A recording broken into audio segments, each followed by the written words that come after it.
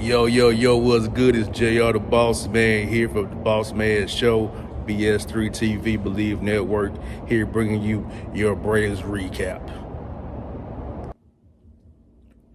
We're back at another Braves recap for July the 1st. Tough night for the Braves again offensively, losing 4-0. Had an opportunity to score a few times, first inning, second and third, 2 outs. Nothing doing there. Michael Harris had a leadoff triple in the fifth inning. Couldn't get him in at all. Grant Holmes, again, another double-digit strikeout night. 10 on the night, second of his career. Completed 6 innings, but nothing doing offensively for Grant Holmes. Another double-digit strikeouts for Grant Holmes, and the Braves don't win. And that was June 15th against Colorado, and then on the first against the Angels. Double-digit strikeouts, no win.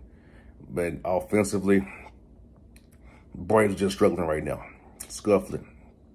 You know, you're hearing Snitker's comments. He doesn't know. He's trying to change lineups. He's trying to shuffle guys up and down the lineup, try to get things going. Nothing doing right now for the Braves offense. So, just gotta, he says, keep on plugging away. He said, do what's on the back of your baseball card. And these guys have done it before. So we'll see about that. Like I said, the Braves dropped 38-46 on the year. And offensively, they're struggling. Pitching's been there. Offensively, not so much. Then Dylan Lee came in, in the 8th inning, gave up a walk to Mike Trout. Then a double happened. Then Jorge Soler hit a double. Then made it 3-0. Then Luis hit a single to make it 4-0. At that point, they knew the Braves were cooked. Offensively, this ain't been there. Haven't been getting any runs in. So today is a new day for the Braves. We'll see what happens. But offensively, just been a struggle. Snit talked about Profar coming back, putting in the middle of the lineup, and seeing what he can do for some guys, switch hitter, see what he can do. Gets things going for the guys. And also tonight, Ronald Acuna Jr. had 4 strikeouts, which is rare for him. So, I don't know if it could be the hitting coach or whatever, what have you, what the guy's not hitting where they need to hit. But Snit keeps saying guys done it before.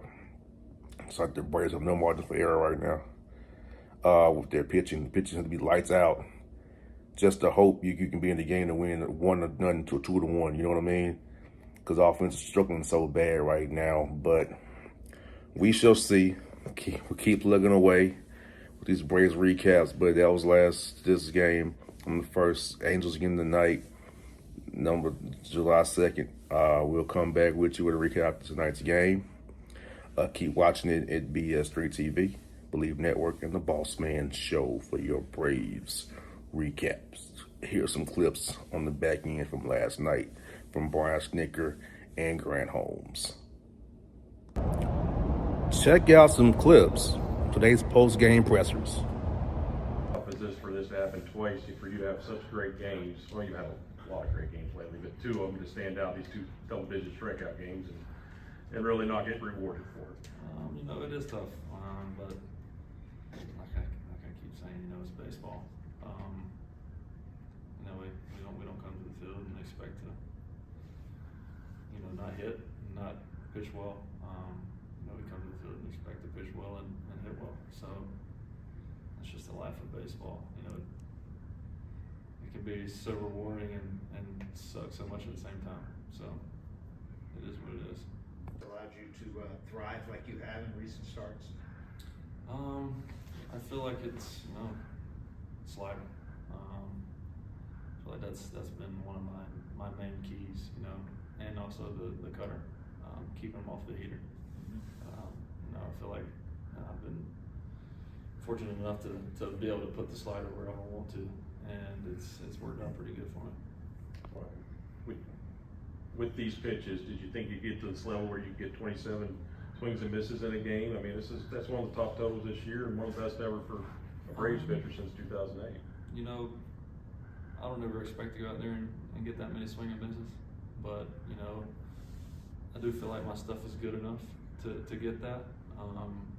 But to say I think that I could go out there and get it quite often that would be kind of dumb of me to say. But you know, I feel like, you know, the slider and the curveball and those two pitches themselves, you know, I've pretty much thrown the curveball my whole life, and it's what's got me here.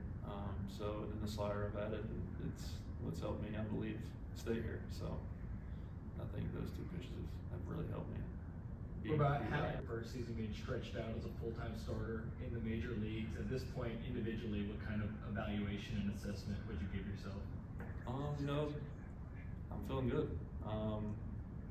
It's, you know, still got a long way to go.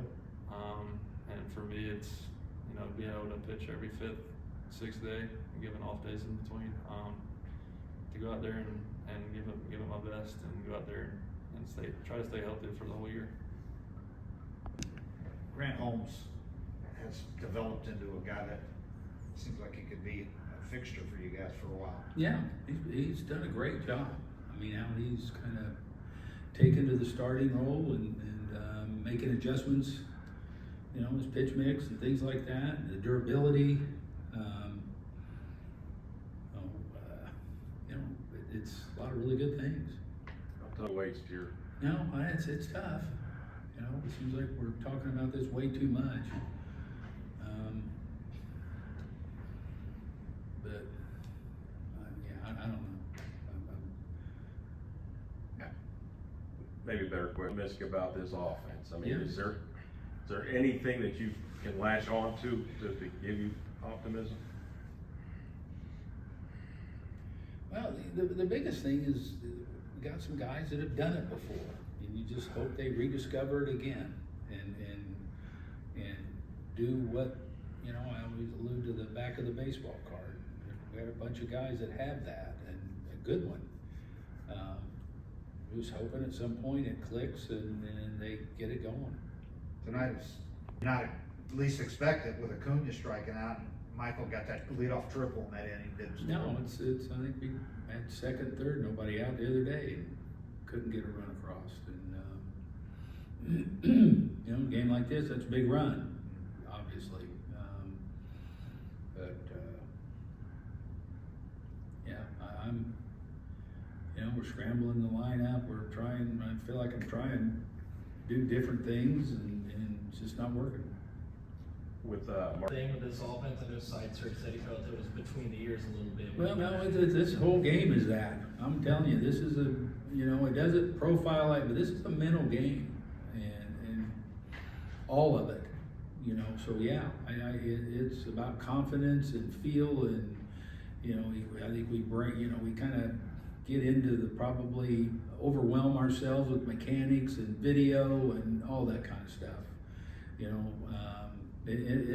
We've made it a really mental game, I think, in the industry. You know, they didn't have all this information, they didn't have all the video, whatever, and those guys put up unbelievable numbers and made it to the Hall of Fame. But now we're kind of overanalyzing everything, and I do. This has been a mental game from the origination of it, and that's why you have such, you know, why I know I do have such respect for those guys that play at such an elite level for so long. Speaking of the mental game, the mental game. Well, I think, you know what, I kind of look at it like thinking he's going to be good for our lineup. You know, it's going to be an impactful switch hitter in the middle of our lineup, and you know, I feel good about getting him back and putting him in there. You know, hopefully he can spark us and do something to help us, you know, get things going. That was your Braves recap. Hope you enjoy. See you guys down the road. Remember, always catch recaps, Boss Man Show, BS3TVLive.com, BS3 Network, and the Believe Network. See you.